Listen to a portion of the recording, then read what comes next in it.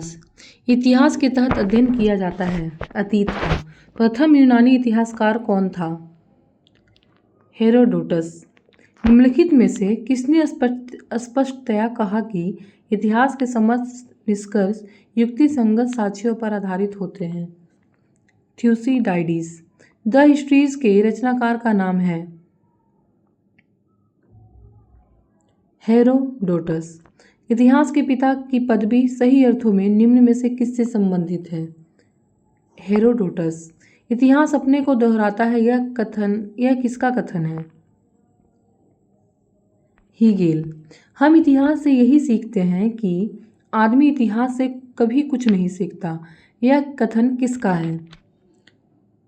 Hegel.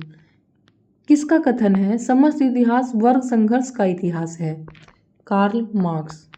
निम्नलिखित में से कौन सा एक इतिहास के विषय में मार्क्स के दृष्टिकोण का संक्षिप्त वर्णन करता है? इतिहास शोषक और शोषित वर्गों के बीच संघर्ष का सिलसिला है। निम्नलिखित में से किसने द्वंद्वात्मक भौतिकवाद के सिद्धांत का प्रतिपादन किया था? मार्क्स। कार्ल मार्क्स ने वर्ग संघर्ष की प्रक्रिया को निम्नलिखित में से किस सिद्धांत की मदद से समझाया है? द्वंद्वात्मक भौतिकवाद। इतिहास विगत की राजनीति है। यह किसका कथन है? सीले। ओकसॉट।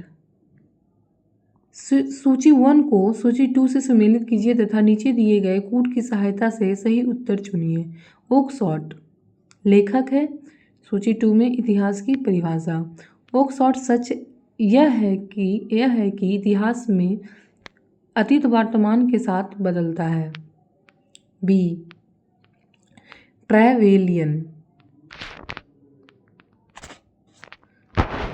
इतिहास का महत्व वैज्ञानिक नहीं है।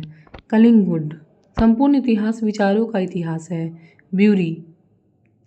इतिहास स्वतः मात्र एक विज्ञान है, इससे कम नहीं और इससे अधिक नहीं। किस इतिहास दर्शन शास्त्री ने कहा था समस्त इतिहास समकालीन इतिहास है? Benedetto Croce. इतिहास वर्तमान एवं अतीत के बीच अंतहीन वार्ता है। यह किसने कहा था? E.H. कार। तिथियों के साथ प्रयुक्त होने वाला B.C किसका संक्षिप्ताक्षर है? Before Christ. तिथियों के साथ प्रयुक्त होने वाले AD का पूर्ण रूप होता है एनो डोमिनी। वर्ष 50 ईस्वी पूर्व, वर्ष 150 यानी 150 ईस्वी पूर्व के बाद आता है। वर्ष 1015 ईस्वी किस शताब्दी में आता है? 11वीं शताब्दी ईस्वी में। सूची 1 को सूची 2 से सुमेलित कीजिए और सूचियों के नीचे दिए हुए कूट का प्रयोग करते हुए सही उत्तर का चयन कीजिए। विक्रम संवत्सर 58 ईस्वी पूर्व। शक संवत्सर 78 ईस्वी। गुप्त संवत्सर 320 ईस्वी। कली संवत्सर 3102 ईस्वी पूर्व। विक्रम संवत प्रारंभ हुआ 58 ईस्वी पूर्व। शक संवत का प्रारंभ किस सम्राट के शासनकाल में 78 ईस्वी में हुआ था? कनिष्क। भारत का राष्ट्रीय पंचांग किस संवत पर आधारित है? शक संवत। गुप्त संवत 319 से 320 ईस्वी को प्रारंभ करने का श्रेय किसे दिया जाता है? चंद्रगुप्त वन। चंद्रगुप्त वन ने गुप्त संवत का प्रारंभ किस उपलक्ष्य में किया? अपने राज्यारोहण के स्मारक के रूप में। निम्न कथनों पर विचार कीजिए तथा नीचे दिए गए कूट से सही उत्तर चुनिए। विक्रम संवत 58 ईस्वी पूर्व से आरंभ हुआ। शक संवत सन 78 से आरंभ हुआ। सही है। गुप्त संवत सन 319 से आरंभ हुआ। सही है। भारत में मुसलमान शासन का युग सन 1192 ईस्वी से शुरू हुआ। गलत है, यानी ऊपर 3 सही है, नीचे चौथा गलत है। हर्षवर्धन ने 606 ईस्वी में हर्ष संवत की स्थापना किस उपलक्ष्य में की थी? अपने राज्यारोहण के उपलक्ष्य में। निम्नलिखित में वह कौन सा संवत है जो कलचुरियों द्वारा प्रयुक्त किए जाने के कारण कलचुरी संवत भी कहलाता है? त्रैकूटक संवत। चालुक्य विक्रम संवत का प्रचलन किसने किया? विक्रमादित्य षष्ठ ने। निम्नलिखित में से किसने एक नए संवत चलाने का यश प्राप्त है? लक्ष्मण सेन।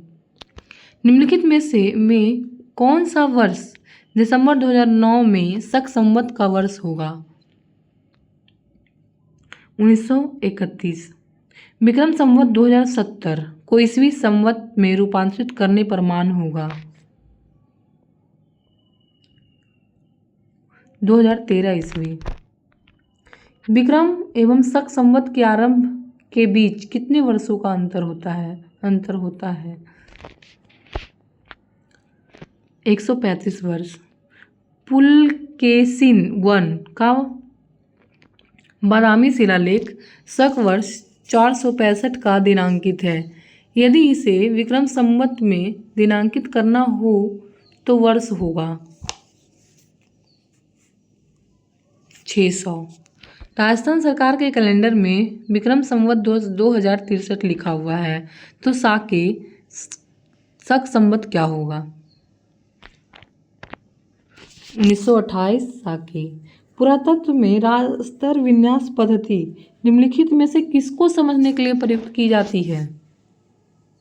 भौतिक अवशेष के क्रमिक निक्षेप। कार्बन 14 तिथि निर्धारण पद्धति का विकास किसने किया? विलर्ड लिब्बी ने। काष्ठ, अस्थि और शंख के पुरातत्वीय नमूनों का काल निर्धारण करने के लिए निम्नलिखित में से कौन सा अपनाया जाता है? कार्बन 14। कार्बन डेटिंग निम्न की आयु निर्धारण हेतु प्रयुक्त होती है? जीवाश्म। प्रागैतिहास का अंत एवं इतिहास का आरंभ तब माना जाता है जब मानव ने लिखना सीखा। भारत के संदर्भ में ऐतिहासिक काल का आरंभ कब से माना जाता है? 600 ईस्वी पूर्व से। सिंधु सभ्यता को आदि ऐतिहासिक सभ्यता कहा जाता है क्योंकि इसमें यह प्रमाण मिला है। लेखन। शक संवत पर आधारित राष्ट्रीय पंचांग का एक चैत्र ग्रेगोरियन कैलेंडर की निम्नलिखित तिथियों में से किस एक के तदनुरूप है? 22 मार्च अथवा 21 मार्च। किसने इतिहास को प्राचीन, मध्यकालीन और आधुनिक 3 भागों में बांटकर देखने का रिवाज चलाया? सेलेरियस। निम्नलिखित में से किसने गुप्त वंश के प्रारंभ के निर्धारण के संबंध में महत्वपूर्ण सूचना दी है? अल बरूनी। धन्यवाद।